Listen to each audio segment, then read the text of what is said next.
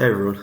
All right, so the next thing that we're going to do, which is going to be the last topic that's on this upcoming quiz, is we're going to now solve equations using these sum and difference identities. So, just a big heads up whenever you guys are solving an equation, just think about at the end trying to get that trig function, whether it's cosine or sine, by itself at the end. Okay, so you guys are going to solve for x in the interval from 0 to 2 pi, and the first problem we have deals with cosines. All right, so when we look at this, we know we're still dealing with our sum and difference identities for sine, cosine, and tangent. In this case, we see two cosines. One's a sum, one's a difference. So I'm going to go ahead and take each of those and use those identities. And remember, x and the pi over 4, those are your angles.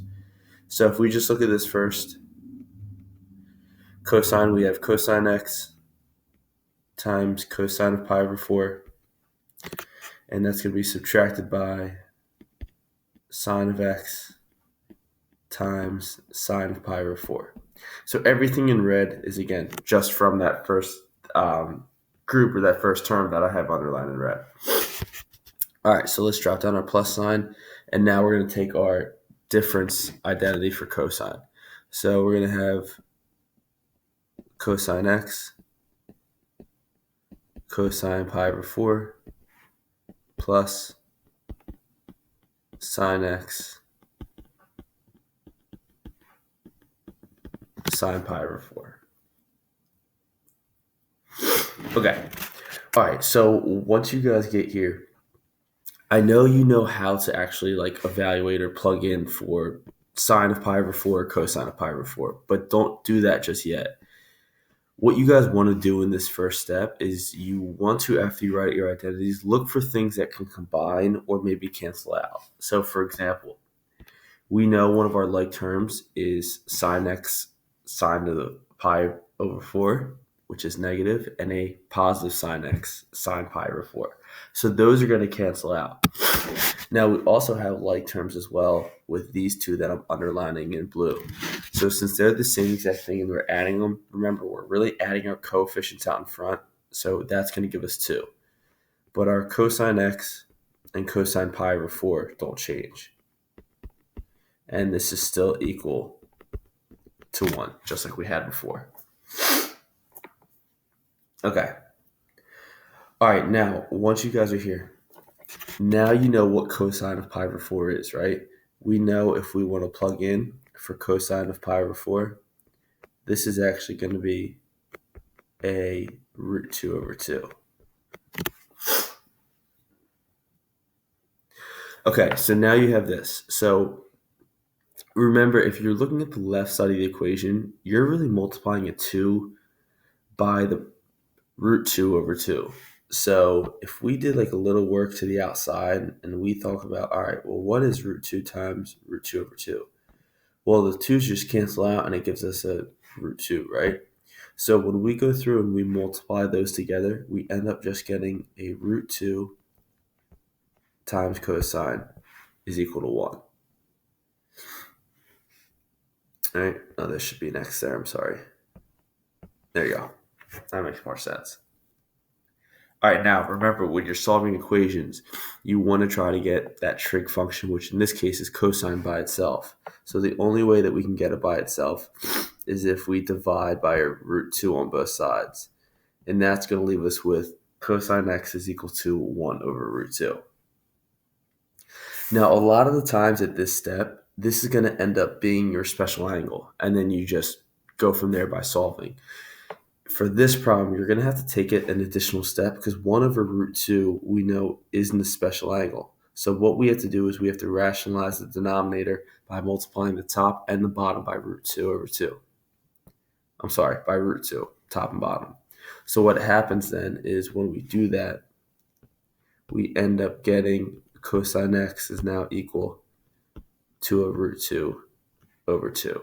And now that's a special angle that you guys know how to work with. All right. So in this case, since we know cosine goes with x, we're saying x is root 2 over 2. So we know we're working with the special angle of pi over 4. Since in this case, cosine is equal to a positive root 2 over 2 is telling us that x is positive. So which two quadrants is x positive? Well, it's quadrant 1 and quadrant 4. So when we go through and we solve for x, quadrant 1 is going to give us our special angle. And then quadrant number 4, we're going to have to go one less than that closest x-axis, which is 8 pi over 4. So one less would then give us 7 pi over 4.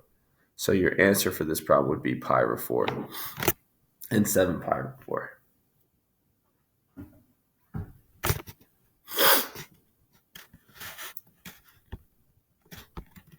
All right. Okay, so let's check out the next problem.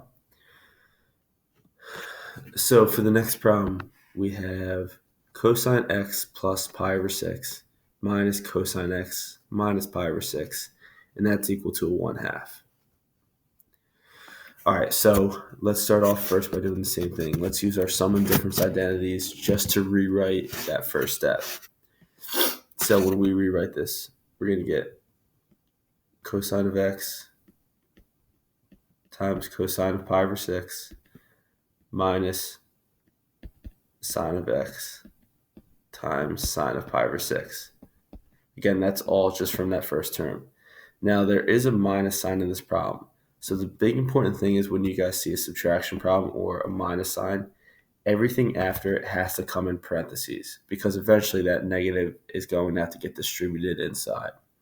But when we write that second group using our identity, we're going to have cosine x times cosine of pi over 6 plus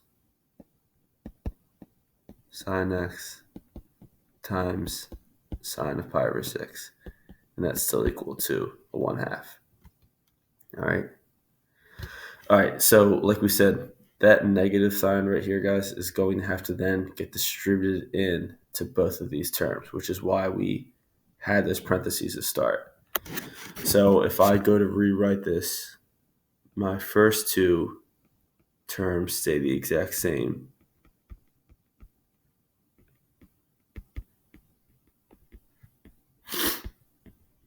Sorry, my allergies are bad. And then we now have a negative cosine x, cosine pi over 6, and a negative sine x, sine pi over 6. And that's still equal to a 1/2. All right, so now that we distributed in that negative and we go to combine some like terms, we know that cosine x, cosine pi over 6, they're going to cancel out.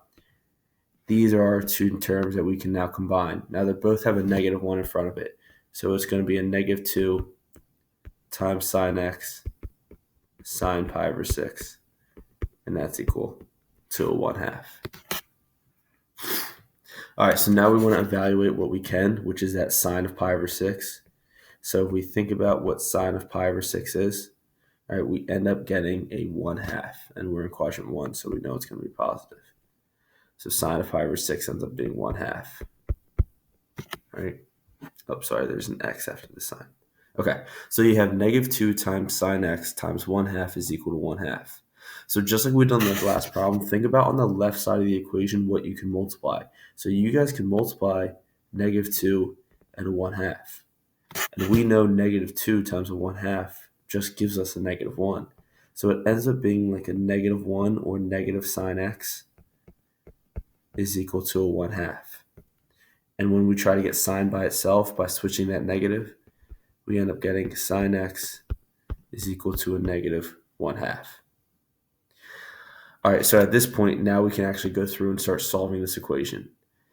Because we're working with sine, which we know is y, and it's a negative 1/2, we know that we're working with the special angle of pi over 6. Since this is a negative 1/2, the two quadrants which y is negative is going to be quadrant number 3 and quadrant number 4. So our two answers, when we go one more and one less than our closest x-axis, oh, I'm sorry, not 5 pi over 6. This is going to be 7 pi over 6 and 11 pi over 6.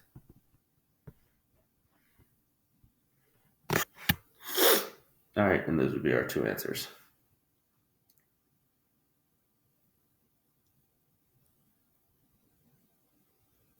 Okay. All right, so last one. let's go through and look at number 3. All right, so on number 3, we have sine of x minus 2 pi over 3 minus sine of x plus 2 pi over 3 is equal to 0. All right, so just like we did on the last two problems, let's take our first step and just rewrite using our identities.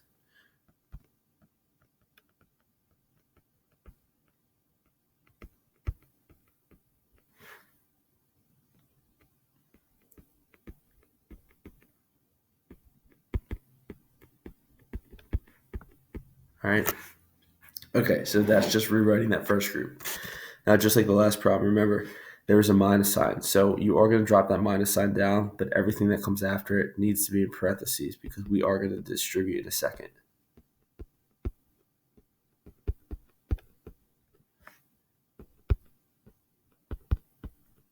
Oh, hold on. Messed up.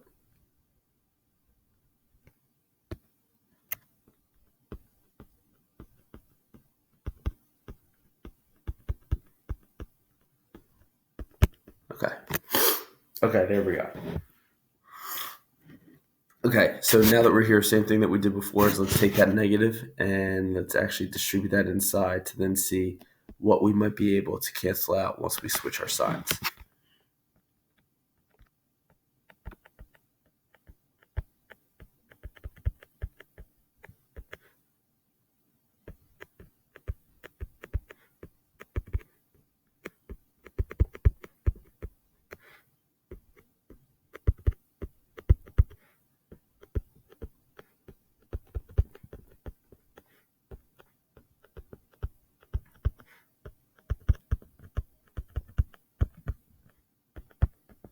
Okay.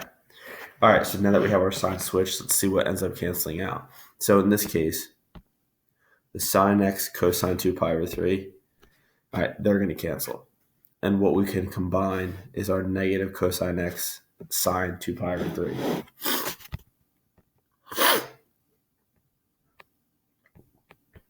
So when we combine those and add our coefficients in front, we get negative 2 cosine x times sine of 2 pi over 3, and that's still equal to 0. Okay, so now that we're here, all right, let's think about what a sine of 2 pi over 3 is. So we know 2 pi over 3 is in quadrant 2, so we know y is going to still be positive. And in this case, we're going to end up with a positive root 3 over 2. All right. All right, now when we multiply negative 2 and a root 3 over 2, remember the 2's just really cancel. So all that we're left with is a negative root 3 times cosine x is equal to 0. Okay. All right, so when you guys go through and you try to get cosine by itself by dividing by negative root 3, well, we know 0 divided by anything is just 0, right? So we end up getting cosine x is equal to 0. So then when we state what our answers for x are, the only time that we get our x value being 0, because we're working with cosine, is these two angle measures right here. So we end up in this case with angle measures of 0 and pi. Okay, so if you guys have any questions, like always, email me, comment through Google Classroom, join that Google Meet. But I'm definitely here to help. This is going to be the last topic, like we said before our quiz. Tomorrow is going to be our review day, and then next week we're going to take that quiz on both verifying and solving. All right, hope you guys have a good rest of the day. I'll see you later.